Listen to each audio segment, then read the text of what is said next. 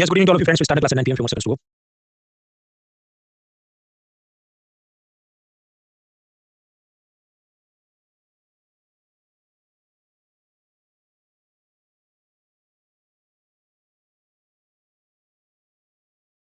5 more seconds. Alright friends, tonight is 9 p.m. We start this class. My first question is, can you hear me? देख सकते हैं, सुन सकते हैं, to first note करें. अंकित सैनी, प्रभात, अर्जुन, अमर, अब्दुल, मुक्ता, ऋषि, अनंत, दान, रिजस, 3% लोग बोल रहे हैं, देख सकते हैं. कीबोर्ड पे कंट्रोल या कंट्रोल शिफ्ट प्रेस करिए. क्रोम ब्राउज़र यूज़ करो, एडोन डिसेबल करो, इनकॉग्निटो मोड में लॉगिन करो. मोबाइल से देख रहे हैं, मेक श्योर इंटरनेट की स्पीड सही हो, देन शुड वर्क. क्लास में जो भी डाउट है, पेन से लिख दो. क्लास खत्म होने के बाद गूगल फॉर्म से पूछ लीजिए, लिंक चैट बॉक्स के अंदर फर्स्ट लिंक है, और फिर बुधवार को हम उसके जवाब अपलोड करते हैं. तो इकोनॉमी के नाम पर हम लोग देख रहे थे बजट टैक्सेशन, और उसमें भी हम लास्ट वाले सेगमेंट में डेफिसिट वगैरह, डेफिसिट के अलग-अलग टाइप्स कलर देख लिए. Extra budgetary resources, debit record का equivalence, crowding out effect, rating down rate, counter cyclic fiscal policy, ये सब देखा था. आज कुछ और छोटे-छोटे टॉपिक करने हैं. फिस्कल स्टिमुलस क्या होता है, ऑस्टेरिटी मेजर्स क्या होते हैं, एफआरबीएम है क्या, फिस्कल काउंसिल क्या, बजट रिसोर्स, बजट बनाने की प्रोसेस क्या वगैरह, एक-एक करके देखते हैं. अभी एनसीईआरटी से कुछ थियरी के कांसेप्ट समझेंगे, बजट मल्टीप्लायर वगैरह, तो नोट पेन लेके बैठना, क्योंकि वो एक से दूसरी, तीसरे से तीसरी, ऐसी सब लिंक बनती है. हमने आगे भी देखा था कि अगर गवर्नमेंट किसी चीज़ पर टैक्स बढ़ा देती है, मान लो जीएसटी गेमिंग इंडस्ट्री पे पहले 18% लगता, बढ़ा के मान लो कर दिया जाए 28, तो जनता मोबाइल गेमिंग ऐप्स कम डाउनलोड करेगी, लोग ये high end PC gaming server कम खरीदेंगे, तो ऐसे सर्वर कम चलाए जाएंगे गेमिंग कंपनियों द्वारा ऑनलाइन मल्टीप्लेयर गेम्स के लिए. तो फिर जो भी ऐसी सर्वर के चिप्स मदरबोर्ड मैन्युफैक्चर करने वाली कंपनियां हैं, वो उसका प्रोडक्शन कम कर देगी. ये तो हर जगह पर प्रोडक्शन कम हो रहा है, यानी कि टैक्स जैसे जैसे बढ़ाया जाता है, इकोनॉमिक आउटपुट यानी कि जीडीपी कम होता है. इस कारण से tax multiplier is negative multiplier, वो जितना ऊपर जाता है तो जीडीपी को वो नुकसान करता है. तो असल में सरकार ने क्या करना चाहिए, टैक्स में कटौती करनी चाहिए. Government should reduce the taxes, खासकर इनकम टैक्स. उसके अंदर बोल दिया 12 लाख तक तुमको कोई इनकम टैक्स नहीं भरना, तो आपके पास डिस्पोजेबल इनकम, मतलब इनकम टैक्स भरने के बाद जो रकम बचती थी, वो पहले से ज्यादा बचेगी, क्योंकि आपको 60,000 का तो रिबेट मिल गया, तो आपके पास 60,000 पहले से ज्यादा बच गया. वो मामला क्या था, इनकम टैक्स लेकर याद करो. तो अगर गवर्नमेंट चाहती है जनता के पास खर्चा करने के लिए पैसा ज्यादा बचे, जिसको हम कहते हैं डिस्पोजेबल इनकम, तो गवर्नमेंट ने टैक्सेस के अंदर कटौती करनी चाहिए, खासकर इनकम टैक्स के अंदर कटौती करनी चाहिए. ये एक बात है. मान लीजिए आपकी डिस्पोजेबल इनकम बढ़ जाती है कि पहले सपोज वो थी 10 लाख, क्योंकि इनकम टैक्स भरना पड़ता था, अभी हो गई 12 लाख, क्योंकि आपका इनकम टैक्स माफ कर दिया. मतलब इनकम टैक्स पहले भी आप 12 लाख इनकम में से आपके पास 10 लाख ही बचते थे, क्योंकि 2 लाख आप इनकम टैक्स भरते थे, लेकिन अब आपको बचत हो गई, तो आपके पास सारे 12 लाख. तो जब आपकी डिस्पोजेबल इनकम में चेंज आता है, उस हिसाब से आपकी शॉपिंग हैबिट में कितना चेंज आता है, उसको हम कहते हैं marginal propensity to consume. Normally जैसे जैसे डिस्पोजेबल इनकम बढ़ती है, उस हिसाब से आपका कंजम्पशन या शॉपिंग हैबिट्स बढ़ती है. और एक इस पे निर्भर है मार्जिनल प्रोपेंसिटी टू कंज्यूम की टैक्सेस क्या चल रहे हैं. फॉर एग्जांपल, अगर मार्जिनल प्रोपेंसिटी टू कंज्यूम 0.8 है, इसका मतलब ऐसा होगा कि अगर पहले से 100 रुपए आपके पास ज्यादा स्पेयर हो जाते हैं, बिकॉज गवर्नमेंट ने इनकम टैक्स कम कर दिया, तो वो 100 में से 0.8 है, यानी 80% या 80 रुपये आप स्पेंड करेंगे और 20 रुपीज आप सेव करेंगे. अब इन सबको आगे लिंक करना पड़ेगा जीडीपी के साथ. देखिए जीडीपी, जीडीपी क्या है, gross domestic product. It is the market value of all the goods and services produced in India in a single year. एक साल में भारत में जितने गुड्स एंड सर्विसेज का उत्पादन है, उसका फाइनल मार्केट वैल्यू निकालो, दैट इज जीडीपी. जीडीपी के बारे में डिटेल में हम लोग पिलर 4D में समझेंगे, लेकिन अभी बजट मल्टीप्लायर के साथ इसको मुझे समझाना है. अभी के लिए हम उसकी फॉर्मूला देख लेते हैं कि जीडीपी का मतलब है, ठीक है, सब पैदा हुआ, तो उसकी क्या फॉर्मूला है. कंजम्पशन मतलब सी, जो मैं और आप खरीदी शॉपिंग करें. इन्वेस्टमेंट माने आए, जो बिजनेसमैन करे. सरकार खुद से जो खर्चा करे, government expenditure. X for export minus M for import, ऐसी इसकी फॉर्मूला. ये ऐसी क्यों है, आराम से हम लोग पिलर 4 में समझेंगे. अभी के लिए बस अंदाजा लगा दो कि हाँ कुछ तो है. खासकर हमें फोकस करना है कंजम्पशन, इन्वेस्टमेंट और गवर्नमेंट एक्सपेंडिचर की. ये सब बढ़ते हैं तो जीडीपी बढ़ता है. तो आप समझो, आप ज्यादा शॉपिंग करोगे कपड़ों की, तो कपड़ों का प्रोडक्शन बढ़ेगा, तो उनका जीडीपी बढ़ गया. और उस हिसाब से जो भी फार्मर्स कॉटन यानी कपास उगाते हैं, जो वर्कर्स टेक्सटाइल फैक्ट्री में काम करते हैं, उन सबको भी काम मिलेगा, वो भी पैसे कमाएंगे, तो पूरे देश की नेशनल इनकम भी बढ़ेगी. आपको नेशनल इनकम की फॉर्मूला और चेन अलग है, कॉम्प्लेक्स है, पर अभी भी हम उसमें नहीं जाएंगे, पिलर 4 में जाएंगे. अभी मुझे बजट मल्टीप्लायर के साथ इसको समझाना, इसलिए मैं बता रहा हूं कि कंजम्पशन बढ़ता है तो प्रोडक्शन बढ़ता है, प्रोडक्शन बढ़ता है तो जीडीपी बढ़ता है, जीडीपी बढ़ता है नेशनल इनकम बढ़ती है. तो इसका मतलब ये हुआ कि मान लीजिए आपने शॉपिंग ज्यादा किया, तो टेक्सटाइल फैक्ट्री के अंदर ज्यादा वर्कर को काम मिला, उन सब वर्कर ने मिलकर विमल गुटखा खाई, तो तंबाकू उगाने वाले फार्मर्स को और पैसा मिला, उन लोगों ने जाके उससे एक ट्रैक्टर खरीदा, बाइक खरीदा, तो बाइक की फैक्ट्री में काम करने वाले वर्कर्स को ज्यादा पैसा मिला, तो फिर उन्होंने अपने बच्चों को पैसा दिया, तुम जाके ड्रेस खरीदो, उन्होंने ड्रेस खरीदे, तो वापस टेक्सटाइल मजदूरों ने गुटखा खाया, करके समझो ये तो एक्सपांड होते रहेगा. यानी जब भी आप शॉपिंग करते हैं, तो उसकी मल्टीप्लाई इफेक्ट होती है. मतलब आप ये सोच रहे हैं मैंने 100 रुपए का शॉपिंग किया तो सामने 100 रुपए का जीडीपी बढ़ गया, ऐसा नहीं है. वो हो सकता है 150 रुपए 200 रुपए का जीडीपी बढ़ जाए, क्योंकि उसके चलते बहुत सारे और लोगों को काम मिला, जो और शॉपिंग करते हैं तो और प्रोडक्शन बढ़ता है. तो कंजम्पशन की मल्टीप्लाई इफेक्ट जीडीपी पर होती है. अब एक चीज होती है ऑटोनोमस एक्सपेंडिचर, मतलब आपको पसंद हो कि नहीं हो, जब मार के आपको खरीदना पड़ेगा, चाहे फूड है, शेल्टर है, दवाइयां है, तो दैट इज ऑटोनोमस एक्सपेंडिचर. कि रिस्पेक्टिव आप अमीर है गरीब है, आपको मिनिमम कुछ तो ये स्पेंड करना ही पड़ेगा फूड, शेल्टर, मेडिसिन पे. तो प्रश्न ये है कि ऑटोनोमस एक्सपेंडिचर मल्टीप्लायर क्या, वो ऐसा कि आपकी ऑटोनोमस स्पेंडिंग में कितना बदलाव आता है. फॉर एग्जांपल, आप कहते हैं मकान में रहना है, अब आपके पास कम पैसे हैं, आप 5,000 के रेंट वाले छोटे मकान में रहेंगे. अभी शाहरुख खान के पास बहुत पैसा है, कुछ 25 लाख रुपए का रेंट के मकान में रहता है, क्योंकि उसके ओरिजिनल मकान का रिनोवेशन हो रहा है. तो ऑटोनोमस स्पेंडिंग वो भी कर रहा है कि मेरे को रहना पड़ेगा किराए के मकान में, बट उसका स्वाभाविक है वो ज्यादा होगा, क्योंकि वो ज्यादा पैसे वाला है. तो आपके ऑटोनोमस स्पेंडिंग के अंदर कितना फर्क आता है, और उसके चलते जो भी जीडीपी है या आउटपुट है या नेशनल इनकम है, उसमें कितना कम ज्यादा होता है, उसके साथ जुड़ा कंसेप्ट है ऑटोनोमस एक्सपेंडिचर मल्टीप्लायर. इसको हम और डिटेल में नहीं समझेंगे, वरना माइक्रो इकोनॉमिक्स के ग्राफ देखने पड़े. लेकिन एनसीईआरटी में दिया तो मैंने छोटा आपको अंदाज दिया कि ऑटोनोमस एक्सपेंडिचर क्या होता है, कि वेदर यू लाइक इट और not, whatever is your income, you have to spend some money on this things. आप अवॉइड नहीं कर सकते. तो फिर गवर्नमेंट एक्सपेंडिचर मल्टीप्लायर क्या होगा, कि सरकार ने नया हाईवे बनाया, तो उस हिसाब से स्टील सीमेंट फैक्ट्री को काम मिला, वहां के मजदूरों को सैलरी मिला, उन्होंने कुछ और शॉपिंग किया, तो पूरे जीडीपी में बहुत मल्टीप्लाई इफेक्ट होगा. तो change in the government expenditure और उसके चलते जीडीपी नेशनल इनकम आउटपुट, उसमें कितना बदलाव होता है, उसका जो हम निकाले, that is government expenditure multiplier. Sufficient to say कि अच्छा सरकार ज्यादा पैसा खर्च करेगी तो जीडीपी में बढ़ोतरी होगी. अब आगे बढ़ते हैं. हमेशा चादर देख के पैर फैलाने चाहिए. तो सरकार को भी क्या करना चाहिए कि उसकी जितनी इनकम है, मान लो 25, तो खर्चे भी उतने करने चाहिए. कितने 25, जिसको हम कहते हैं बैलेंस्ड बजट, बैलेंस बजट. अब सरकार अगर ये सोचे कि हमें बैलेंस बजट रखना है और हमें 20 रुपए की इनकम आ रही है टैक्स वगैरह में, तो हम 20 रुपए का हाईवे बनाएंगे. बट गवर्नमेंट की इच्छा है हमें 25 रुपए का हाईवे बनाना है, ज्यादा लंबा हाईवे बनाना है। तो आप जानते हैं एक तो वो फिस्कल डेफिसिट का पैसा उधारी में ले ले, लेकिन अगर सरकार बजट को बैलेंस रखना चाहती है, बिल्कुल ही बोरो नहीं करना चाहती है, तो गवर्नमेंट ने क्या करना चाहिए? If they want to spend 25 rupees then they must ensure कि टैक्स भी 25 कलेक्ट होना चाहिए। मान लो अभी 20 कलेक्ट हो रहा है तो क्या करना पड़ेगा? सरकार ने टैक्स को बढ़ाना पड़ेगा। तो अगर बजट को बैलेंस रखना है और फिर भी सरकार को खर्चे बढ़ाने, एक्सपेंडिचर बढ़ाने हैं, then ultimately government will have to increase the taxes. ये बात दिमाग में उतर जाएगी विद द सेकंड, क्योंकि इसके बाद ये और कॉम्प्लेक्स होता जाएगा।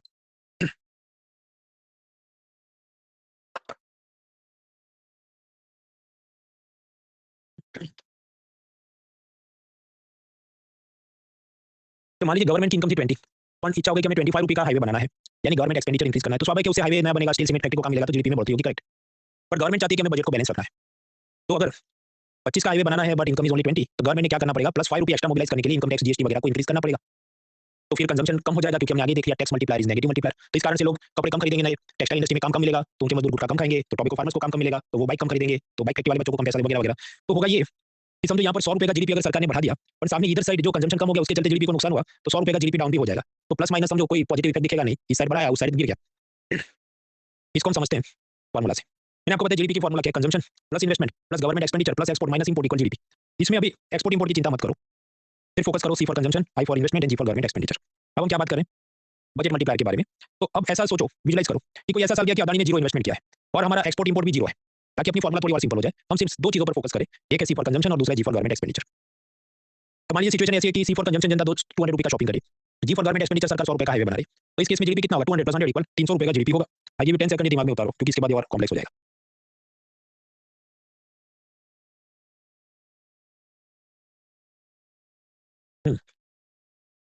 अब मैंने आपको बताया कि गवर्नमेंट चाहती है कि हम सपोज 20 नहीं 25 रुपीस का हाईवे बनाए, लेकिन गवर्नमेंट को टैक्स में से 20 हो रहे हैं और सरकार चाहती है बजट बैलेंस रखना है, हमें उधारी नहीं करनी, we don't want to borrow money. तो क्या करना पड़ेगा? प्लस 5 रुपये एक्स्ट्रा टैक्स चलाना पड़ेगा। तब होगा ये कि मैंने आपको बताया टैक्स मल्टीप्लायर तो नेगेटिव मल्टीप्लायर है, तो सरकार ने टैक्स बढ़ा कर जो ओरिजिनल एक्सपेंडिचर था 100 उसकी जगह कर दिया 200, आपके बहुत बढ़िया जीडीपी बढ़ जाएगा। लेकिन सामने टैक्स मल्टीप्लायर क्योंकि नेगेटिव मल्टीप्लायर है, तो होगा क्या? ये सी फॉर कंजम्पशन कम हो जाएगा, पब्लिक शॉपिंग कम करेगी। तो पहले जनता 200 रुपये का शॉपिंग करती थी, अब उसकी जगह कर दे वो 100 रुपये का शॉपिंग। तो अब आप जीडीपी निकालो, सेम थिंग, इन्वेस्टमेंट जीरो है, एक्सपोर्ट जीरो है, इंपोर्ट जीरो है, तो नया जीडीपी क्या होगा? कंजम्पशन गिर के हो गया 100, गवर्नमेंट एक्सपेंडिचर बढ़ के हो गया है 200, तो जीडीपी कितना बढ़ा? कुछ नहीं बढ़ा भाई, पहले भी 300 था, अभी भी 300 है, क्योंकि कंजम्पशन गिर गया, सरकार का खर्चा बढ़ गया, तो क्योंकि टैक्स बढ़ा दिया सरकार ने बजट को बैलेंस रखने के लिए। इसलिए एनसीईआरटी कहता है कि balanced budget multiplier is 1x, मतलब सरकार बजट को बैलेंस रख के खर्चा बढ़ाने की जो कोशिश करेगी, तो उससे जीडीपी कितना बढ़ेगा? जब 1x ओनली, पहले भी 300 था और बाद में भी 300 रहेगा। ये भी 20 सेकंड से लॉजिक दिमाग में उतार, वरना ग्राफिक्स दिया है हैंडआउट में, एक दो बार खुद से बनाओगे चार्ट तो हो ही जाएगा।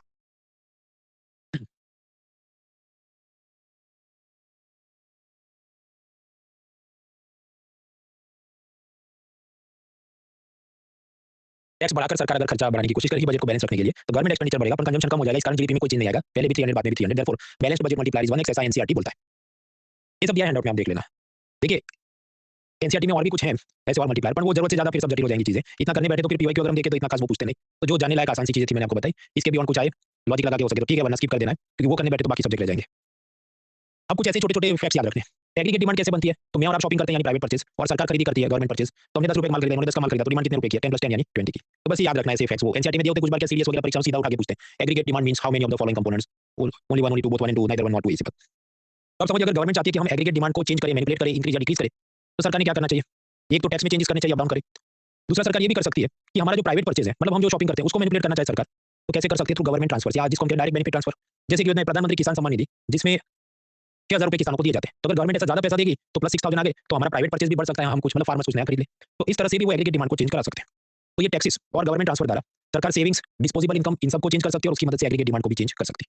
बस ये याद रखना है, ऐसा क्यों है, इसमें और भी 25 फैक्टर जोड़ सकते हैं, but the sentences are given in NCERT, sometimes they directly make MCQs out of it, so we have to remember the words. Budget या फिस्कल पॉलिसी के कितने फंक्शन होते हैं? बहुत सारे फंक्शन हो सकते हैं, पर याद रखने एमसीक्यू में 3। पहला है एलोकेशन, मतलब मिलिट्री में कितना पैसा जाए, कितनी सड़कें बनानी है, कितने हॉस्पिटल, ये सब क्या है? पब्लिक गुड्स हैं, सार्वजनिक चीजें जो सब एंजॉय करते हैं। तो ये कौन डिसाइड करता है कहाँ कितना पैसा जाएगा? बजट या फिस्कल पॉलिसी। दूसरा काम, अमीर पे टैक्स लो और उसे गरीब में बांटो, वेलफेयर स्कीम चलाओ, तो ये सब क्या है? रीडिस्ट्रीब्यूशन, पुनर्वितरण, ये भी बजट का काम है।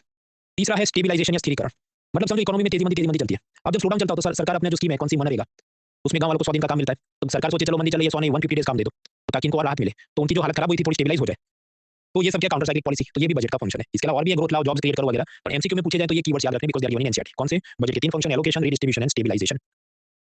फिर कुछ और वर्ड्स एक लाइन में, मान लो सरकार ने लोन लिया जो भी 6% ब्याज पे और 5 साल के बाद वापस चुकाएंगे, तब तक इंटरेस्ट पे करेंगे। तो रिडेम्पशन या टर्मिनल एन्युटी क्या है? कि इज्जत से तमीज से सरकार ये पैसा चुका दे अलग अलग टाइम पे, तो उसे हम कहते हैं सरकार का लोन रिडेम्पशन कंप्लीट हो गया।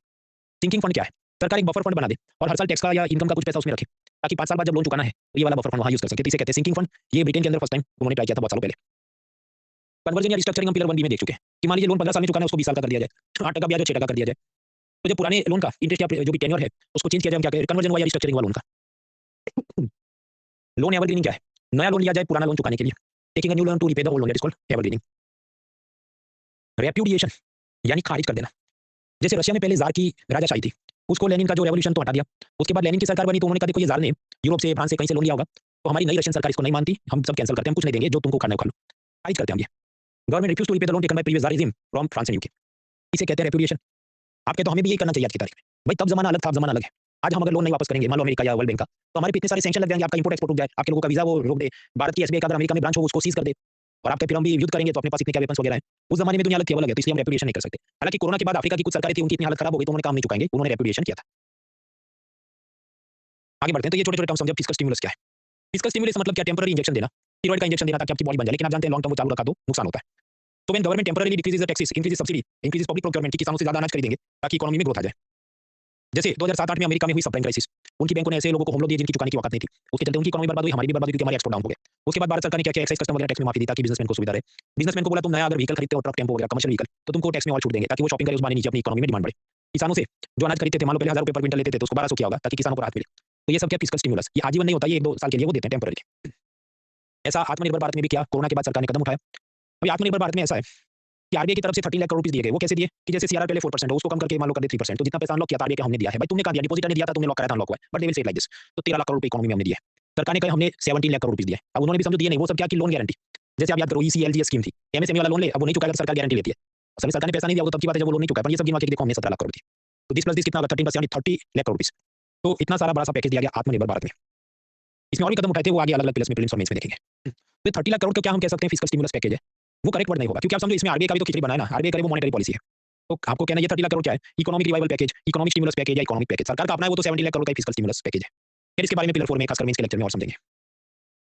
तो फिस्कल स्टिमुलस देखा, टेम्पररी सरकार टैक्स माफ कर दे, सब योजना वगैरह कर दे to help the economy. Austerity क्या है? देखिए बहुत ज्यादा फिस्कल डेफिसिट बढ़ जाए वो खराब चीज है। तो सरकार ने क्या करना चाहिए? थोड़ा एकत्रीकरण, जो रायता फैला हो, चादर फैल गई, उसको एकत्रीकरण करना चाहिए। फॉर एग्जाम्पल कि सब्सिडी कम कर दो। पहले डीजल पे सब्सिडी मिलती थी और पेट्रोल के भाव भी सरकार तय करती थी। तो ये सब के अंदर सरकार ने क्या किया? डीरेगुलेशन कर दिया, मार्केट डिसाइड करता है, तो अपने आप जो सब्सिडी कम हो गई। एलपीजी सिलेंडर खरीदने पे फैमिलीज को सब्सिडी मिलती थी, मान लो जो भी 200-300 रुपए, जिसको हम कहते हैं पहल सब्सिडी, पिलर 5 एनर्जी इंफ्रास्ट्रक्चर में देखेंगे। पर फिर सरकार ने ये किया कि देखो जो लोग 10 लाख या उससे ज्यादा कमाते हैं, तो उस हस्बैंड या वाइफ जो भी कमाती है, तो उसको भी नहीं मिलेगी, और हस्बैंड उसका जो भी सामने स्पाउस होगा, हस्बैंड वाइफ, उसको भी नहीं देंगे। तो पूरे कपल की सब्सिडी कैंसिल, अगर दोनों में से एक भी 10 लाख या उससे ज्यादा कमाता है। ये सब क्या है? फिस्कल कंसोलिडेशन, मतलब reducing the expenditure bye rationalising the things. गरीब लोग केरोसिन खरीदते, उस पे भी सब्सिडी मिलती थी, पर सरकार ने धीरे-धीरे क्या 25-25 पैसा उसका भाव बढ़ा के सब्सिडी खत्म कर दी। उसी प्रकार लॉस में चलने वाली सरकारी कंपनियां जैसे Hindustan photo film, HMT, wrist watch, वो सब बंद कर दिया। आईडीबीआई, एयर इंडिया जैसी लॉस मेकिंग कंपनियों को सरकार ने बेच दिया, प्राइवेटाइज कर दिया या स्ट्रेटेजिक डिसइन्वेस्टमेंट कर दिया। तो ये सब भी फिस्कल कंसोलिडेशन या प्रूडेंस है, मतलब खर्चे कम करे, रायता कम फैलाए अपना। स्टेट लेवल पे भी ऐसा होता है। जैसे वेस्ट बंगाल सरकार ने ये कहा कि अब से कोई भी सरकारी कार्यक्रम में कोई किसी को गुलदस्ता, फ्लावर बुके नहीं देगा ताकि उतना पैसा बच जाए। कोई भी सरकारी मीटिंग 5 स्टार होटल में नहीं होगी, कोई भी नई गाड़ी, एसी, ऑफिस रेनोवेशन नहीं करेंगे, कोई भी मिनिस्टर आईएएस फॉरेन टूर पे नहीं जाएगा या उसका एक्स्ट्रा परमिशन लेना पड़ेगा। जितनी हो सके मीटिंग वीडियो कॉन्फ्रेंसिंग से करो ताकि ट्रैवल का खर्चा बच जाए। उसके बाद जम्मू कश्मीर में भी अभी सरकार ने ऐसा ही किया सब। रिक्रूटमेंट फीस कि 5 साल तक मान लो कोई पोस्ट नहीं भरा हो, तो अब वो पोस्ट ही खत्म कर देंगे ताकि भविष्य में कभी भरना ही पड़े उसके। वो मैंने वीडियो बनाया था यूट्यूब पे, देख लेना। खैर, तो ये सब क्या है? These are examples of fiscal consolidation या प्रूडेंस। अब 2019 तक, मतलब कोरोना से पहले जो इकोनॉमिक सर्वे लिखे गए, उधर ये लोग इस साइड से ढोलकी बजाते थे कि देखो सरकार ने फिस्कल डेफिसिट कम करनी चाहिए, फिस्कल प्रूडेंस करना चाहिए, यानी कि या ऑस्टेरिटी मेजर लेने चाहिए, एकत्रीकरण करना चाहिए, खर्चे कम करो। लेकिन फिर आया कोरोना। कोरोना में सरकार को खर्चे बढ़ाने पड़े, काउंटर साइक्लिक फिस्कल पॉलिसी। तो तब उन्होंने इस साइड से ढोलकी बजाना चालू किया कि देखो गवर्नमेंट ने तो दे देना था, लोन लेने चाहिए और उसे इकोनॉमी को रिवाइव करना चाहिए, भले अपना फिस्कल डेफिसिट बढ़ जाए तो बढ़ने दो, फिस्कल प्रूडेंस की जरूरत नहीं है। खैर ये सब हम लोग और में इसमें आराम से समझेंगे क्या पॉजिटिव नेगेटिव है। इसके साथ जुड़ा एक और भी कंसेप्ट है। अगर ये ऐसे फिस्कल स्टिमुलस बहुत ज्यादा दिए जाए तो इकोनॉमी में ओवर हीटिंग हो जाता है, जिससे महंगाई बढ़ जाती है। वो मामला क्या है? वो पिलर 4 जीडीपी में आराम से समझेंगे। साथ ही साथ एक और बात आती है, फ्री बाय एग्रीकल्चर, कि सरकार ये योजनाओं के नाम पे सीधा महिलाओं को इतना पैसा दे देंगे, किसानों को इतना पैसा दे देंगे। तो सही है गलत है, क्या पॉजिटिव नेगेटिव, लेकिन वो मीन्स का मुद्दा है, तो मीन्स के कोर्सेज में जून महीने में देखेंगे। There is no extra fee for it, वो सब आपके नेटफ्लिक्स सब्सक्रिप्शन का हिस्सा है, वो जून में देखेंगे। तो fiscal stimulus done, austerity measures done, उसके बाद क्या है? FRBM act. लेकिन एफआरबीएम एक्ट वो कंटिन्यूस लंबा चलेगा, उसमें और भी बहुत मुद्दे हैं। ब्रेक के बाद करते हैं। ब्रेक में ये क्वेश्चन आप ट्राई करिए, vote for break for 5 minutes.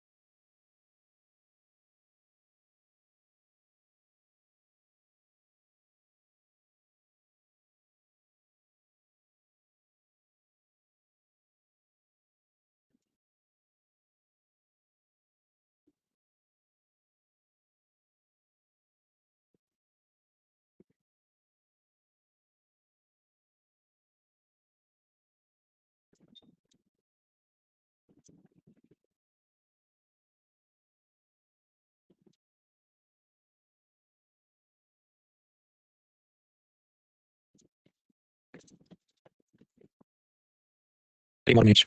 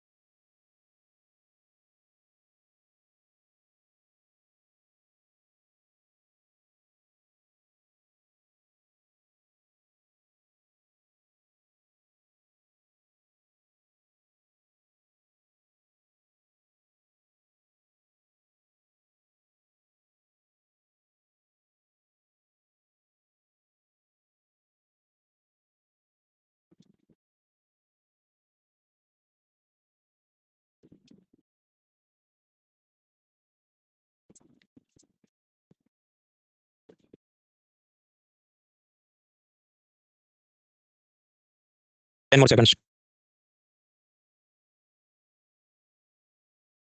Right, friends, आपको क्या लगता है वोटिंग का time starts in 3 2 1 start. Hariom, Ankesh, Arumita, Aryan, Satyam, Prabhat, Ranjeet, Mukul, Rajat, Tanu, Anurag, Aman, Tekchandan, Sakshi, Vibhu, Shiv, Kundan, Divya, Dushyant, Anchal, Anu, Sambhavi, Himanshu, Hanisha, Harpreet Singh, Ankur, Alka, Divya, Madhukar, Ankit, Saini, Gaurav, Khushboo, Alfred, Lovepreet, Rohan Singh, Gopal, Harshit, दारवी, Nazeer, Mayank, Megha, Aditya, Aishwarya, Chhavi, Sharmin, Yogendra, Preeti, Saumya, Aman, Neha, Ashutosh, Abhisha, Isha, Shiva, Amar, correct answer. देखिए, आपने पैसा बैंक में 100 रुपए सेव किए तो उसमें से 18 रुपीस का तो बैंक को एसएलआर मेंटेन करना है और एसएलआर के नाम पे वो गवर्नमेंट सिक्योरिटी खरीदे तो आपकी फाइनेंशियल सेविंग का कुछ हिस्सा तो गया ना सरकार को लोन में. उसी तरह म्यूचुअल फंड में से गवर्नमेंट सिक्योरिटी जा सकता है. पोस्ट ऑफिस में बचत करो, सुकन्या समृद्धि योजना, पब्लिक प्रोविडेंट फंड, ये सब करो तो उसमें से भी नेशनल स्मॉल सेविंग फंड और उसमें से भारत सरकार को लोन जा सकती है. तो फर्स्ट स्टेटमेंट इज ट्रू. ये share of the household financial savings gets goes towards the government borrowing. दूसरा क्या कहता है कि मार्केट रिलेटेड रेट्स में वो कल रात मैंने आपको बताया था आरबीआई सरकार के वास्ते गवर्नमेंट सिक्योरिटी इन्वेस्टर को बेच रही है. कुछ तो होगी 7% फिक्स उस पर लिख दिया होगा, कुछ होगी फ्लोटिंग वाली की लिबोर प्लस 2%. तो जैसे लिबोर बदलेगा इसका ब्याज बदल जाएगा. लिबोर कैपिटल 1C में देखा था. तीसरी ऐसी होगी कि आरबीआई ऑक्शन द्वारा जारी करे जिसको हम कहते हैं मार्केट रेट. मतलब आरबीआई का ये सरकार को 10,000 करोड़ चाहिए, कौन देगा? ये आदमी कहे मैं 6% ब्याज पे देने को तैयार हूँ, दूसरा कहे मैं 7% पे देने को तैयार हूँ, तो स्वाभाविक है जो सस्ते ब्याज पे लोन देने को तैयार है आरबीआई गवर्नमेंट सिक्योरिटी उसको देगा तो 6% वाले को मिलेगा. तो इंटरेस्ट रेट फिक्स हो गया कितना? 6%. पर ये किसने फिक्स किया? आरबीआई ने नहीं, ऑक्शन के द्वारा मार्केट ने तय किया कि क्या होना चाहिए. तो मार्केट रेट पे इसको जारी किया गया. तो ये फिक्स ही है, लेकिन किसने डिसाइड किया? मार्केट ने डिसाइड किया. तो मार्केट रेट पे ये फिक्स हुआ है, ऐसी बात है. और कल हमने देखा था भारत की मेजॉरिटी ऑफ द भारत सरकार की majority of the debt internal है, यस, रुपये में वापस करनी है, फिक्स्ड है और लॉन्ग टर्म वाली है. तो इस कारण से मार्केट रिलेटेड मतलब चेंजिंग नहीं, मार्केट रिलेटेड मतलब यहाँ पर बात ऐसे बाद में वो फिक्स हो जाएगा ऑप्शन खत्म होने के बाद. तो यानी कि first is correct, second is also correct, so the answer is C, both are correct. Typical question, क्योंकि ये सब इंसेप्शन जैसा आपको ड्रीम विद इन ड्रीम सोचना पड़े और ये मार्केट रेट वाली बात इतनी गहराई से नॉर्मल बुक्स में है भी नहीं. और वैसा 2 साल 3 साल पहले की इकोनॉमिक सर्वे से वो एक सेंटेंस उठाया और वो सारी बातें खैर 50-50 उसमें हो सकता था क्योंकि फर्स्ट स्टेटमेंट तो हम करेक्ट कर सकते थे. आगे मुद्दा है एफआरबीएम एक्ट. एफआरबीएम का फुल फॉर्म याद रखना है, fiscal responsibility and budget management act. 2003 साल में ये बनाया गया, अटल बिहारी वाजपेयी की सरकार होगी. तो उन्होंने ये कहा कि देखो चादर देख के पैर लंबे करो, यानी कि भारत सरकार का जो फिस्कल डेफिसिट है जीडीपी के 3% से ज्यादा नहीं होना चाहिए और भारत सरकार का रेवेन्यू डेफिसिट वो जीडीपी के 0% से ज्यादा नहीं होना चाहिए. मतलब रेवेन्यू डेफिसिट होना ही नहीं चाहिए, ऐसा सब लिखा. उसके बाद सक्सेसिव जो भी गवर्नमेंट आई उन्होंने कहा हमसे ना हो पाएगा तो उन्होंने गोल पोस्ट ही चेंज कर दिया कि इसको नहीं, इसको उठा के कहीं और रखते हैं. ये 2008 में नहीं 2013 में करेंगे, फिर 2013 में नहीं अभी 25 में करेंगे, 3% नहीं इसको 4 रखो वगैरह वगैरह. तो गोल पोस्ट को बदलते रहे. तो fiscal responsibility budget management act वो क्या बोलता है कि 2003 में टारगेट बनाया गया कि यूनियन गवर्नमेंट ने फिस्कल डेफिसिट जीडीपी के 3% से ज्यादा नहीं होना चाहिए, 2008 में अचीव करना है. उसी तरह स्टेट्स को भी टारगेट दिया कि आपके स्टेट का जो जीएसडीपी है, ग्रॉस स्टेट डोमेस्टिक प्रोडक्ट, मतलब आपके राज्य में 100 रुपए का उत्पादन हुआ तो उसके 3% से ज्यादा राज्य सरकार ने उधारी नहीं लेनी चाहिए और 2008 तक रेवेन्यू डेफिसिट जीरो कर दो, मतलब होनी नहीं चाहिए.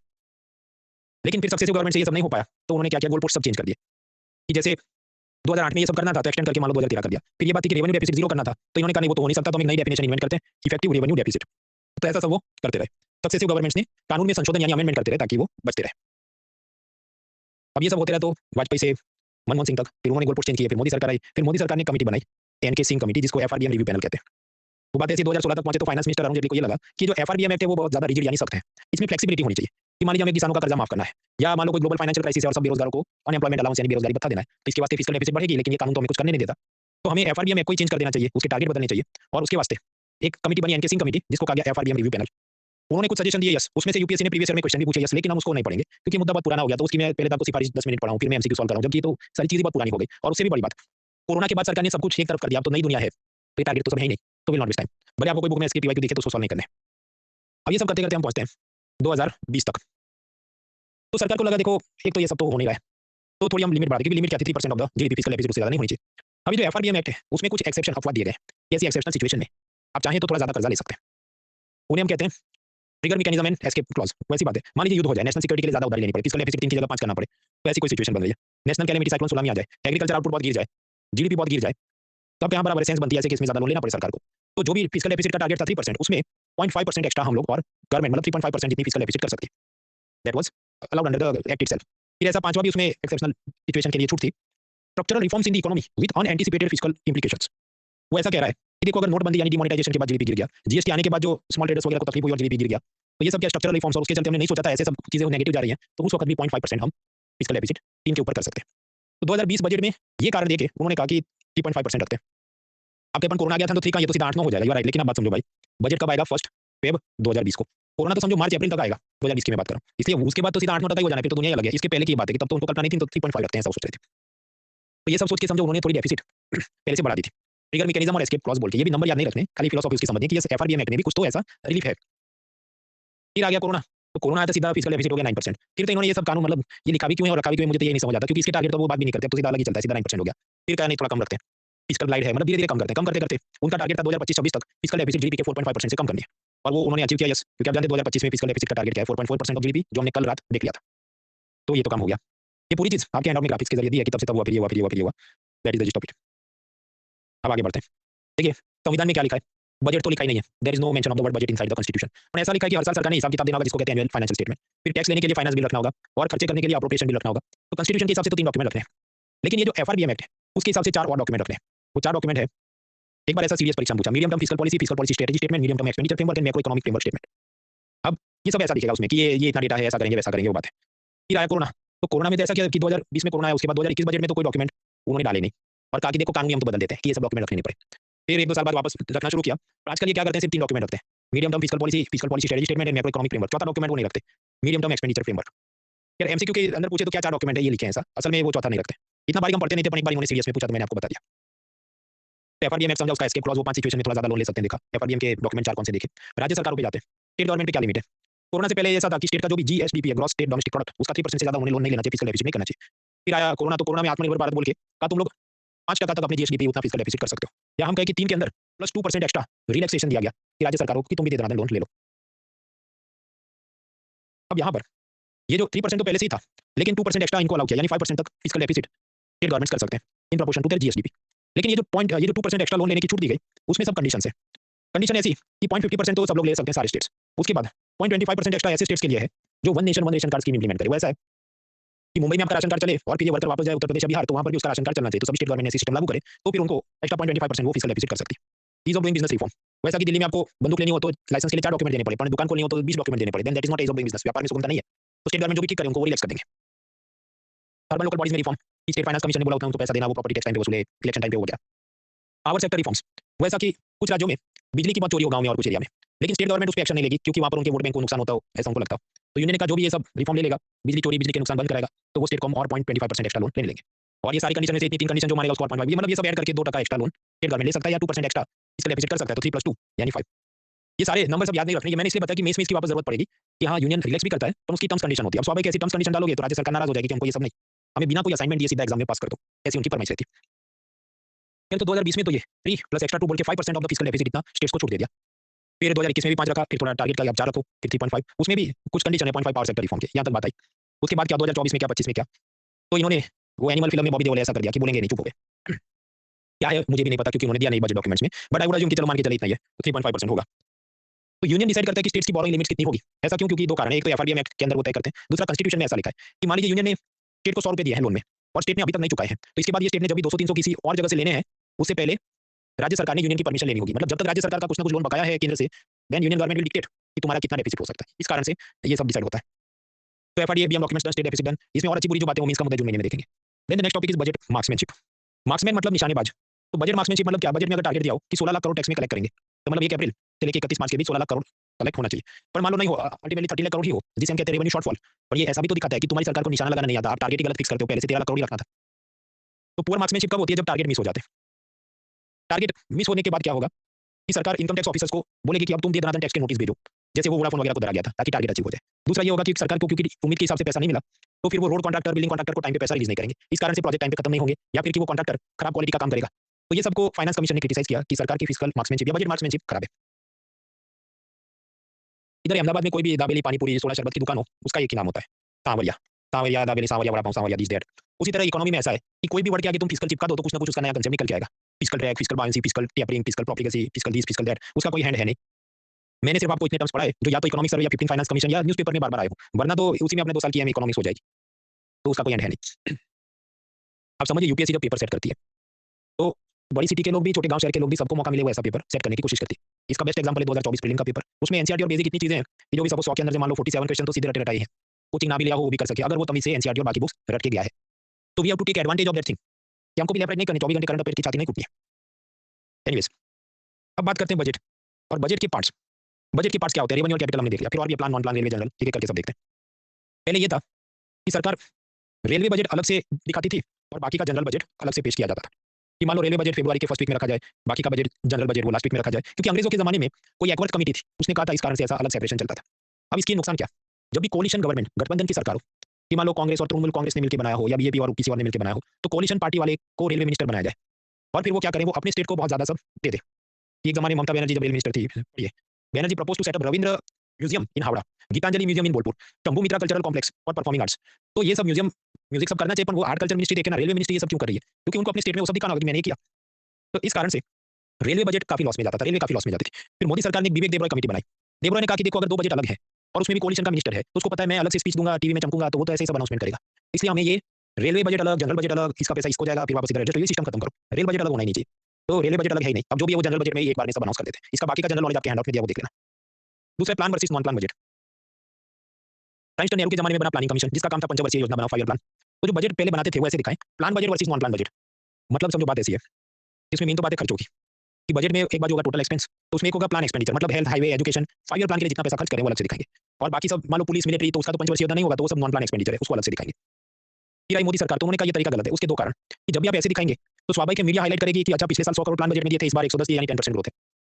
अब हमेशा गवर्नमेंट पे प्रेशर रहेगा कि हमको पहले से ज्यादा दिखाना है। इस कारण से अल्टीमेटली क्या होगा, नॉन प्लान एक्सपेंडिचर जो है मिलिट्री, डिफेंस, पुलिस का, वो नेग्लेक्ट होगा, क्योंकि गवर्नमेंट उधर से पैसा काट के प्लान एक्सपेंडिचर में ज्यादा दिखाने की कोशिश करेगी।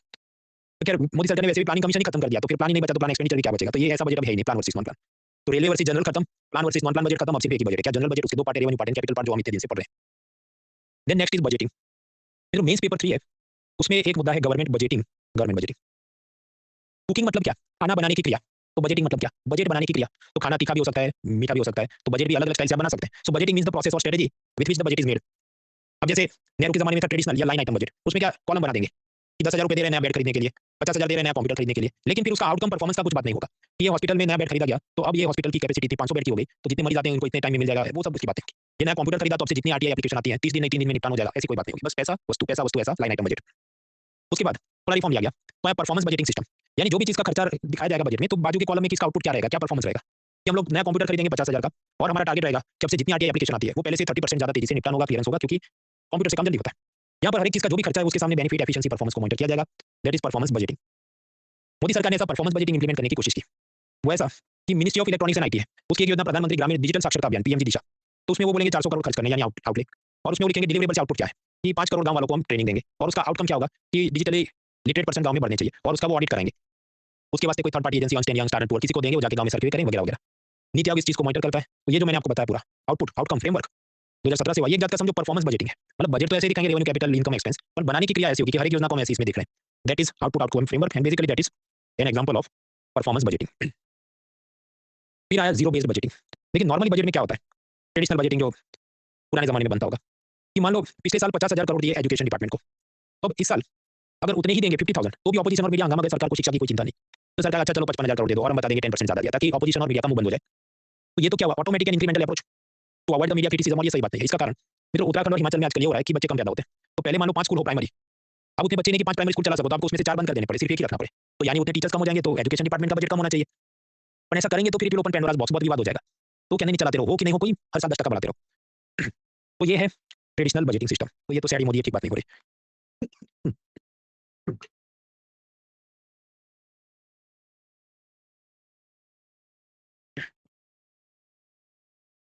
तो फिर अप्रोच बनाया जाए जीरो बेस्ड बजटिंग, मतलब हर साल जीरो से शुरुआत करो। यानी कि पिछले साल 50,000 करोड़ दिए थे एजुकेशन डिपार्टमेंट को, तो उसका जो सेक्रेटरी यानी आईएएस ऑफिसर होगा, उसको फाइनेंस मिनिस्ट्री तलब करेगी कि बताओ इस साल कितना पैसा चाहिए, और जीरो से तुम बात शुरू करो।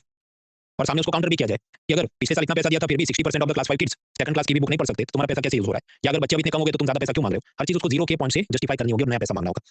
और अगर उस हिसाब से जरूरत लगी तो इस स्कीम को बंद भी कर देंगे, मॉडिफाई भी कर देंगे। तो जब इस अप्रोच से बजट बनाया जाए उसको कहते हैं जीरो बेस्ड बजटिंग। यूपीएससी की भी आप तैयारी करें और मान लीजिए आप इस अटेम्प्ट में फेल हो जाते हैं तो अगले अटेम्प्ट में क्या करना चाहिए, यही अप्रोच रखना चाहिए। जीरो से शुरुआत करो कि मैंने क्या पढ़ा था, उसमें क्या कमी रह गई, कौन सी नई किताब देखनी वगैरह। ऐसा नहीं समझना है मेरे इस साल 60 हो रहे थे और कट ऑफ था 90 तो बस अब मुझे 30 का ही पढ़ना है। नहीं भाई, अगले साल आपको जीरो से लेके वो सारे सवाल सॉल्व करके 90 तक जाने हैं ना। You have to have this mentality. ज्यादातर लोग ये नहीं करते, वो हवा में रहते हैं, वो खुद को ये नहीं बोलते कि मैं फेल हुआ, वो कहते हैं मैं रिपीटर हूँ। ये जो रिपीटर शब्द है ये पहले यूपीएससी कोचिंग के धंधे में नहीं था। ये सब जो भी आईटी वगैरह कोचिंग में होगा कि उसमें दोबारा वो परीक्षा दे, यहाँ पर तो फेल हुआ तो फेल है भाई। पर ये जो भी वो उसको वोकिज्म बोलो या एमबीए टाइप का ये सब पूरा स्टार्टअप कल्चर है कि नहीं दोबारा बेचना है, इसको रिपीटर बोलो बुरा नहीं लग जाए। But as a result it is harming that competitive spirit. तकत करना पड़ेगा दिल को, तभी आप यहाँ मुझसे गलती हुई है, मुझे इतना ज्यादा पढ़ना है and I will prepare. Otherwise समझो वही चौंसलेबाजी में आप रह जाओगे। तो yes, be fierce and be honest to yourself also. देखिए ट्रेडिशनल बजटिंग उसमें क्या योजना है, अनंत काल तक चले। इंदिरा आवास योजना बस चलाते रहो चलाते रहो। जीरो बेस्ड बजटिंग क्या है, ये हर साल रिव्यू लिया जाए। इंदिरा आवास योजना में पिछले साल 50,000 रुपए या करोड़ दिए थे, अब इस बार कितने गांव वाले बेघर हैं कि उसके वास्ते तुम पैसा मांग रहे हो, जीरो से जस्टिफाई करो। और तीसरा टाइप का बजटिंग होगा सनसेट बजटिंग। सनसेट बजटिंग उसमें ऐसा कि हर एक योजना की एक्सपायरी डेट हो। ये जो योजना है कि जैसे कि प्रोडक्शन लिंक्ड इंसेंटिव स्कीम कि एप्पल कंपनी आईफोन भारत में मैन्युफैक्चर करे तो उनको सब्सिडी देंगे। उसमें कुछ ऐसा था कि वो 2025 में खत्म हो जाएगी, तो अभी खत्म हुई है। तो जो अपोजिशन पार्टी है वो हंगामा ऐसा करे, देखो तुम्हारी स्कीम बेकार थी। सरकार का कहना भाई पहले से हमने तय किया था कि वो बंदी होनी थी। Anyway so that is sunset budgeting. ऐसी स्कीम जिसकी एक्सपायरी डेट हो, ये सब्सिडी 2018 से लेकर 2 साल के लिए हम देंगे। अब इसमें हम और डिटेल में नहीं जा रहे, ये सब एक एक लाइन में मैंने बताया। मैं और भी डिटेल में पढ़ा सकता हूं, पर वो पब्लिक एडमिनिस्ट्रेशन ऑप्शनल की बात है। ऑप्शनल के मेंस में पूछा जाता है, अपने को बेसिक आइडिया होना चाहिए for MCQ and GS mains. तो हमने देखा line item budgeting, zero based budgeting, sunset budgeting वगैरह। इसके बाद और भी है gender budget and other topics. One let us take a break. तब तक सरकार को अपना घाटा यानी डेफिसिट कम करने तो क्या करना चाहिए, आप 5 मिनट सोचिए।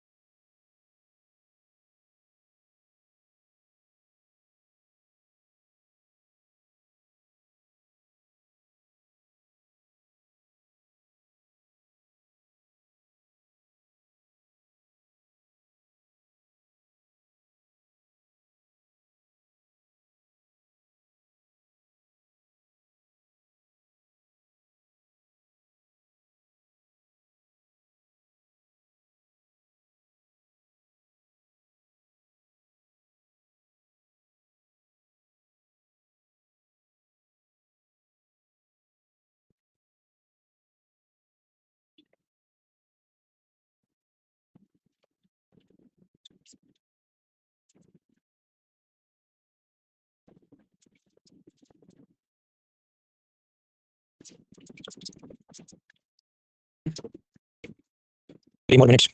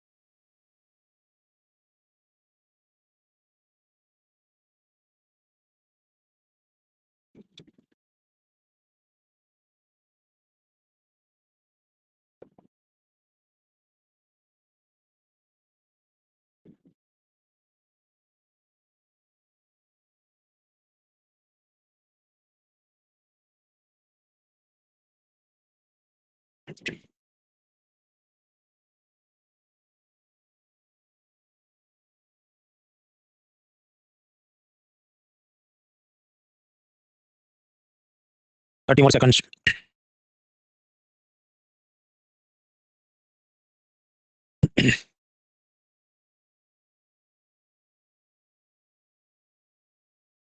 हाँ तो मित्रों आपको क्या लगता है डेफिसिट कम करने के लिए क्या करना चाहिए? Voting time starts in 3 2 1 start. Anu, Revati, Prashant, Elina, Manish, Jyoti, Himanshu, Payal, Chirag, Rohan Singh, Pradeep, doctor Mohit, Amin, Nikhil, Nitesh, Apurva, doctor Harchandra, Avisha, Prabhat, Aniket, Atish, Banu, Madhukar, Megha, Preeti, Aishwarya, Raunak, Nandini, Dhanraj, Vijay, Astha, Selvi, Alfred, Sumit, Rupendra, Shiva, Saumya, Aman, Isha, Arvind, Amar, Ashutosh, Bipin, Shiva, Manish, Muktan, Adarsh, correct answer. इतने सारे लोगों का नाम लेने की क्या जरूरत है? वो मैं इसलिए लेता हूँ ताकि समझो आप ऑनलाइन पढ़ाई करते हैं, घर में आप अकेले बैठे तो हमेशा आदमी को लगे मैं ही आ जाऊँ, मैं जितनी तैयारी करता हूँ वो काफी है। पर दुनिया में और भी लोग हैं, वो भी तैयारी कर रहे हैं और वो आपसे आगे हैं, ये दिखाने के लिए। हालांकि समझो अनअकैडमी सिस्टम कैसा है, जो फास्ट टिक करे उसका नाम आ जाता है। आप स्लो भी टिक करो तो रियल एग्जाम में करेक्ट आंसर के 2 मार्क है, जल्दी किया तेज किया या स्लो किया उसका नहीं है, बट स्टिल तो उसका बुरा नहीं माने कि मेरा नाम क्यों नहीं लिया। पर मैं नाम इसलिए लेता हूँ ताकि आपको अंदाजा रहे कि दुनिया में और भी लोग हैं, अदरवाइज वी बिकम कंप्लेसेंट कि हम अकेले ही हैं। अभी प्रश्न ये था कि घाटा कम करना है तो स्वाभाविक है नई स्कीम्स जो लॉन्च करेगा तो और लॉस बढ़ जाएगा ना, तो इसको नहीं करना चाहिए। सेकंड इज रॉन्ग, तो बी चला गया, डी चला गया। अब जो बच्चा है ए और सी दोनों जगह फर्स्ट स्टेटमेंट इज करेक्ट कि रिड्यूसिंग रेवेन्यू एक्सपेंडिचर बराबर है उससे अपना डेफिसिट कम होगा। What about third statement rationalising subsidy, वो भी करेक्ट है। फॉर एग्जांपल रैशनलाइजिंग मतलब न्यायोचित करना कि मैंने आपको बताया एलपीजी सिलेंडर खरीदने पर पहले सबको सब्सिडी मिलती थी, फिर सरकार ने नियम किया कि यदि आपकी टैक्सेबल इनकम 10 लाख या उससे ज़्यादा है तो आपको भी नहीं मिलेगी सब्सिडी और आपके पति या पत्नी उसको भी नहीं मिलेगी। तो ये क्या किया, रैशनलाइज किया, तो इससे भी डेफिसिट सरकार की कम होगी क्योंकि सब्सिडी का बर्डन कम हो जाएगा। तो third is also correct, so the answer is 1 and 3 only। समझो,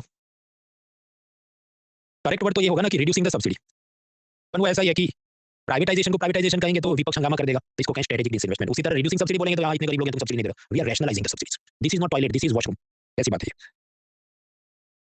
खैर आगे बढ़ते हैं, we are learning about types of budgets. उसमें हमने जो भी line item zero base budgeting sunset वगैरह देख लिया। जेंडर बजट समझते हैं। देखिए जेंडर बजट मतलब सेपरेट बजट है नहीं, लेकिन बजट के साथ एक और पीडीएफ एक्सेल फाइल सरकार अपलोड करती है कि हम महिलाओं पर कितना खर्च कर रहे हैं। ऐसा 2005 से शुरू किया, इसको हम कहते हैं जेंडर बजटिंग। अब जो जेंडर बजटिंग है उसमें सब ऐसा इतना इतना करोड़ दिया, ऐसा वो डॉक्यूमेंट होगा। अब इसमें गवर्नमेंट ने कुछ सुधार किया है।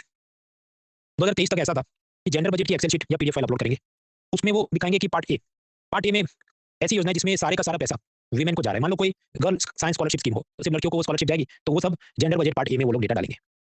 फिर जेंडर बजट पार्ट बी, उसमें ऐसी स्कीम जिसमें 30% से लेकर 99% रकम महिलाओं के लिए जा रही है। मान लो कोई बिजनेस लोन की स्कीम हो या लोन पे सब्सिडी की कोई योजना हो, सरकार का ऐसा इसके अंदर आधी जो भी बॉरोवर है वो तो महिलाएं हैं, इसलिए ये सब यहाँ हिस्सा है, ऐसा सब लिखेंगे। कुल मिला के जो भी 2 लाख करोड़ रुपए जा रहे हैं जेंडर बजट में, ऐसा वो दिखाएंगे। So part A and part B.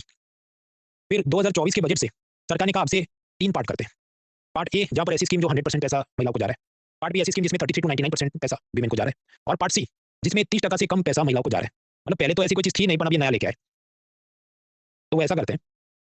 फिर आप कहेंगे भाई पार्ट सी में तो कुछ भी लिख सकते हो, क्योंकि लेस देन 30 में तो जीरो भी हो सकता है ना, तो कोई भी योजना का नाम लिख दो, इधर सब कुछ ही जेंडर बजट है। फिर तो इनको जो भी थोड़ी शर्म लगी होगी, तो इन्होंने सिर्फ एक ही स्कीम इधर लिखी है पार्ट सी में कि less than 30% money going to women. ऐसी सिर्फ एक ही स्कीम इन्होंने लिखी है, दैट इज पीएम किसान सम्मान निधि, जिसमें किसानों को 6000 रुपए दिए जाते हैं।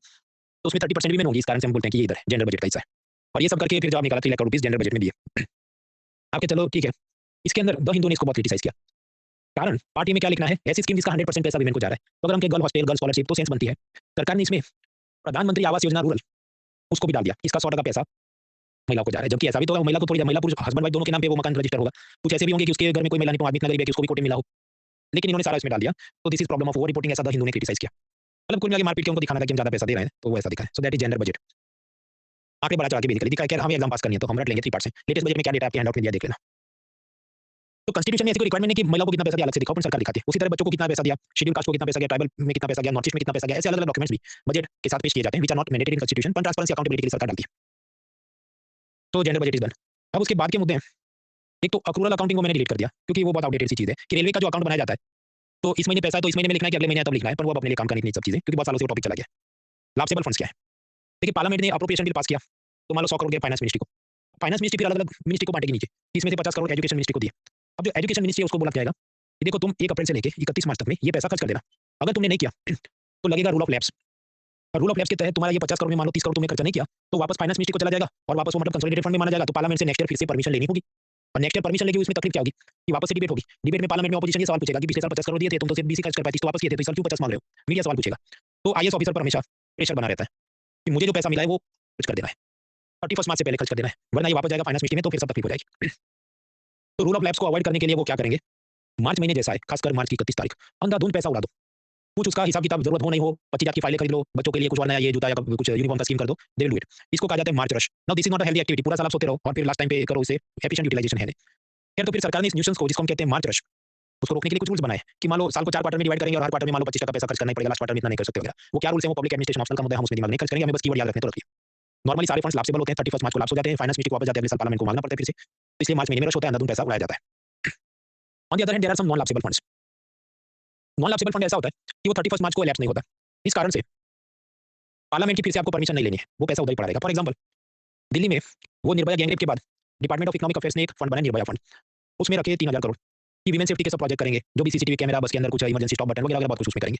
पर ये लाप्सेबल फंड नहीं है, ये नॉन लाप्सेबल है। तो इसका पैसा ऐसा नहीं 31 मार्च को वापस चला जाएगा, नेक्स्ट ईयर वापस पार्लियामेंट की परमिशन लेने, ये बस पड़ा रहेगा। तो पड़ा रहेगा तो स्वाभाविक आईएएस ऑफिसर क्या करेंगे, सो जाएंगे। तो ऐसा है कि 3000 करोड़ में से 50% भी खर्च नहीं हुए 2018 तक में। That is lapsable non lapsable. उसके बाद योजनाओं के 2 प्रकार। देखिए यूपीए कांग्रेस राज में 100 से ज्यादा योजनाएं थी। तो फिर 2014 में जब मोदी सरकार आई तो उन्होंने शिवराज सिंह चौहान कमेटी बनाई और मिलती-जुलती बहुत सारी योजनाओं को मर्ज कर दिया, कॉम्प्रेस कर दिया। तो हो सकता है 100 की जगह मान लो कि फिर 88 स्कीम बची हो या 20 स्कीम ही बची हो। तो खुशी की बात है। पर फिर ये हुआ कि over the period of time जैसे-जैसे स्टेट गवर्नमेंट के और लोकसभा के इलेक्शन आए, वापस ये योजना बढ़ाते रहे, तो वापस हम उसी जगह पर हैं जहाँ से शुरू किया था। खैर अब यहाँ पर टाइप्स ऑफ स्कीम हमें देखना है, टाइप्स ऑफ स्कीम्स क्या है। कुछ ऐसी योजनाएं होती है जिसका सारा खर्चा यूनियन गवर्नमेंट उठाती है। जैसे हम लोग पिलर 4 में देखेंगे यूरिया सब्सिडी, जो किसानों को सस्ता यूरिया देने के लिए बनाई गई है। एप्पल कंपनी भारत में आईफोन बनाए, उसके वास्ते उसको पीएलआई सब्सिडी देंगे, प्रोडक्शन लिंक इंसेंटिव स्कीम। सब सांसदों को पैसा दिया जाता है, जो भी मान लो 5 करोड़ एमपी लैड स्कीम कि तुम अपने कंस्टिट्यूएंसी में विकास के काम करो। पीएम किसान स्कीम में किसानों को 6,000 रुपए देंगे। ये सब पिलर 4 5 में देखेंगे। तो यहाँ पर state governments are not required to contribute money, तो इसलिए इसको हम कहते हैं सेंट्रल सेक्टर स्कीम, केंद्रीय क्षेत्र की योजनाएं। अब उसके मुकाबले कुछ ऐसी स्कीम्स होगी कि जहां पर यूनियन मान लो 60 दे रहा है, स्टेट 40 दे रहा है, तो states are required to contribute money, ऐसी योजनाएं। तो उनको हम कहते हैं सेंट्रली स्पॉन्सर्ड स्कीम्स, केंद्र द्वारा प्रायोजित योजनाएं, यानी कि not 100% funding given by union. अब ऐसी ये जो सेंट्रली स्पॉन्सर्ड स्कीम्स हैं, उसके दो टाइप होते हैं। एक core of the core schemes, अति महत्वपूर्ण योजनाएं। अति महत्वपूर्ण योजनाओं में ऐसा है कि सेंट्रली स्पॉन्सर्ड स्कीम सब topic core of the core schemes, उसमें 6 योजनाएं। मनरेगा, गांव वालों को 100 दिन के लिए रोजगार मिलेगा। नेशनल सोशल असिस्टेंस प्रोग्राम, वो पिलर 1 याद करो, जिसमें ये बहुत जो गरीब है उसको सीधा ही पेंशन देंगे, उसको कोई पैसा कंट्रीब्यूट नहीं करना। अब हालांकि ये ऐसी स्कीम है जिसमें सारा पैसा यूनियन ही देता है, स्टेट गवर्नमेंट को कंट्रीब्यूट करना कंपलसरी नहीं, ऑप्शनल है। तो एक प्रकार से तो ये तो सेंट्रल सेक्टर स्कीम होगी, क्योंकि सारा पैसा यूनियन ही देगा। लेकिन फिर भी क्लासिफिकेशन में वो लोग उसको ऐसे दिखाते हैं कि क्योंकि स्टेट को ऑप्शन दिया गया, आपकी इच्छा थोड़ा और पैसा डाल दो, योजना बड़ी हो जाए, जो भी they are put it here. फिर umbrella scheme for schedule caste development, umbrella scheme for schedule tribe development, vulnerable section की अलग योजना, माइनॉरिटीज की अलग योजना। इन सब के बारे में हम लोग पढ़ेंगे पिलर 6 के अंदर, ह्यूमन रिसोर्स डेवलपमेंट। अभी के लिए याद रखो कि 6 की योजना, इसको बोलते हैं core of the core schemes. उसके बाद जो लास्ट में बची वो सबको हम कहेंगे कोर स्कीम, महत्वपूर्ण योजनाएं। जैसे प्रधानमंत्री जन आरोग्य योजना, 5 लाख का हेल्थ इंश्योरेंस, जल जीवन मिशन उसमें नल बिछाएंगे, आवास योजना, ग्राम सड़क योजना, स्वच्छ भारत मिशन, टॉयलेट बनाएंगे, ये सब दीज आर कोर स्कीम्स। उसमें भी ऐसा यूनियन कुछ पैसा दे, स्टेट कुछ पैसा दे, ऐसी बात है। तो this is the classification, central sector schemes, centrally sponsored schemes, उसमें core of the core and then core schemes. SO के हिसाब से देखें तो यूनियन ने पैसा ज्यादा दिया, 16 lakh crore central sector schemes में। फिर ये जो प्रायोजित योजना है जिसमें स्टेट भी कंट्रीब्यूट करे थे, 5.5 लाख करोड़ दिए, और उसमें से फिर नीचे गया। इंटरेस्टिंगली पहले ये लोग क्या करते थे, core of the core scheme का पूरा डेटा देते थे कि योजना में इतना गया, इतना गया। इस बार सिर्फ मनरेगा का दिया, बाकी सबका आधा अधूरा दिया, या जो कंसोलिडेटेड फाइनल देना चाहिए वो नहीं दे रहे। शायद ऐसा होगा कि फ्यूचर में इसको रिस्ट्रक्चर करना होगा, इसलिए 2025 में बहुत बोला नहीं है। ये जो core of the core schemes मैंने आपको बताई कि जो भी MNREGA, SC ST development, minorities, इसको core of the core scheme क्यों बोला गया? मतलब वो ऐसा सरकार का लॉजिक है कि मान लो गवर्नमेंट को स्पेंड करने 100 करोड़, तो सबसे पहले वो क्या करेंगे कि जो core of the core schemes हैं कि गांव वालों के लिए मनरेगा है, एससी एसटी वीमेन माइनॉरिटीज, तो वो सब सोच के सबसे पहले उनकी पॉपुलेशन या रिक्वायरमेंट के हिसाब से मान लो 80 करोड़ इधर ही डाल देंगे। फिर जो पैसा बचा उसमें से अच्छा बाकी कौन सी योजना चलानी है, अच्छा प्रधानमंत्री जन आरोग्य योजना चलानी है, उसका 10 करोड़ डालो, अच्छा वो स्वच्छ भारत मिशन की टॉयलेट बनानी है, उसका 5 करोड़ डालो। So if any money left, तो फिर वो बाकी योजनाओं में जाएगा। तो मतलब core of the core scheme means they are given first priority in funding for the national development agenda. National development agenda क्या है? ये सब वीकर सेक्शन का कल्याण, ऐसा गवर्नमेंट का इसमें जस्टिफिकेशन है। फिर बाकी कोर स्कीम तो मैंने आपको बताया, मतलब वो ये वाली स्लाइड है कि जन आरोग्य, स्वच्छ भारत मिशन, आवास योजना वगैरह, वो कुछ हमने देख लिया, कुछ पिलर 5 और 6 में हम देखेंगे। इसमें ऐसा होता है कुछ में यूनियन 60 देगा, 40 देगा, 90 10 वगैरह चलता है। ये सब चला था। फिर सरकार ने कहा देखो अब से हम स्कीम के लिए नया फ्रेमवर्क बनाते हैं, इनपुट बेस्ड फाइनेंसिंग की जगह कुछ नया लेके आते हैं। देखिए इनपुट बेस्ड फाइनेंसिंग कैसा था कि कोई एक योजना हो, प्रधानमंत्री कौशल विकास योजना, तो स्किल डेवलपमेंट करेंगे। अब उसमें क्या कि स्किल डेवलपमेंट सेंटर बनाएंगे, उसका इतना पैसा देंगे, स्टडी मटेरियल बनाएंगे, इतना पैसा, जो उसके इंस्ट्रक्टर फैकल्टी को इतना सैलरी देंगे, और कुछ और इंफ्रास्ट्रक्चर एसी वगैरह लगाना, उसका इतना, तो इतना सारा पैसा देंगे। तो this is called input financing कि सरकार सिर्फ ये फोकस करी, अच्छा ये इसको पैसा दो, उसको पैसा दो, ये करना है, वो करना है, सबको पैसा दो। इनपुट पे वो फोकस करेंगे, आउटपुट पे नहीं कि कितने लोगों को ट्रेनिंग मिला, उसमें से कितने लोगों को जॉब मिला, ये सब नहीं देखेंगे। लेकिन 2023 बजट में कहा नहीं, उसकी जगह अब हमसे करते हैं, अब से हम करते हैं result based financing. Result based financing में ऐसा कि हर एक चीज का परफॉर्मेंस इंडिकेटर ऐड करें। स्किल डेवलपमेंट सेंटर तो अच्छा टारगेट की 500 बनाने, ट्रेनिंग मटेरियल तो 1 लाख बच्चों को मिलना चाहिए, इंस्ट्रक्टर को सैलरी अच्छा अपन उसको इतना इंस्ट्रक्टर होने चाहिए, उसने इतने घंटे पढ़ाना चाहिए, वगैरह वगैरह। एंड वो हम ये भी देखेंगे अच्छा कितने लोगों को जॉब्स मिला कि नहीं। अगर ये रिजल्ट अचीव नहीं होंगे तो फिर डिपार्टमेंट का या नीचे जो कॉन्ट्रैक्टर है या ये सब स्किल डेवलपमेंट की थर्ड पार्टी आउटसोर्सिंग में दिया ऐसी एजेंसी, उसका हम पैसा काटेंगे। तो that is result based financing. ऐसा 2023 बजट में बोला हम करेंगे, असल में कर रहे हैं कि नहीं उसका बाद में कुछ खास आया नहीं, और एक लाइन में हमको बस याद रखना है, बाकी पब्लिक एडमिनिस्ट्रेशन ऑप्शनल वगैरह में और सोचना है। सबसे ज्यादा कौन सी मिनिस्ट्री को पैसा गया, लगाओ लॉजिक। आपके गरीबों के लिए गया होगा, पर मिनिस्ट्री ऑफ पॉवर्टी तो है नहीं, गरीब रूरल एरिया में भी है, अर्बन एरिया में भी है, तो रूरल डेवलपमेंट मिनिस्ट्री अलग है, मिनिस्ट्री ऑफ अर्बन जो भी उसका अफेयर्स वगैरह अलग है, मिनिस्ट्री ऑफ हाउसिंग एंड जो भी अर्बन अफेयर्स वगैरह। तो गरीब का मिनिस्ट्री है नहीं, वरना गरीब मिनिस्ट्री को सबसे ज्यादा गया होगा, तो फिर अब लॉजिक लगाओ कौन से को ज्यादा जाएगा। डिफेंस मिनिस्ट्री, क्योंकि अपने पड़ोसी अपने को बहुत प्यार करते हैं, तो याद रखना हाईएस्ट एलोकेशन किसको गया, डिफेंस को। अब क्योंकि गरीब दो साइड बढ़ गए, थोड़े सिटी में रह गए, थोड़े गांव में, वरना साथ में तो ऊपर रहते, तो गांव वाले अब वो क्या होगा, सेकंड रैंक उसका आएगा रूरल डेवलपमेंट, तीसरा पुलिस वगैरह वगैरह सब दिया है। सब याद नहीं रखना, हमें मैक्स तो ये याद रखना, डिफेंस में सबसे ज्यादा पैसा गया। आईएएस में तो इतना इजी नहीं पूछते, पर स्टेट सर्विस एग्जाम में कुछ बार पूछते हैं।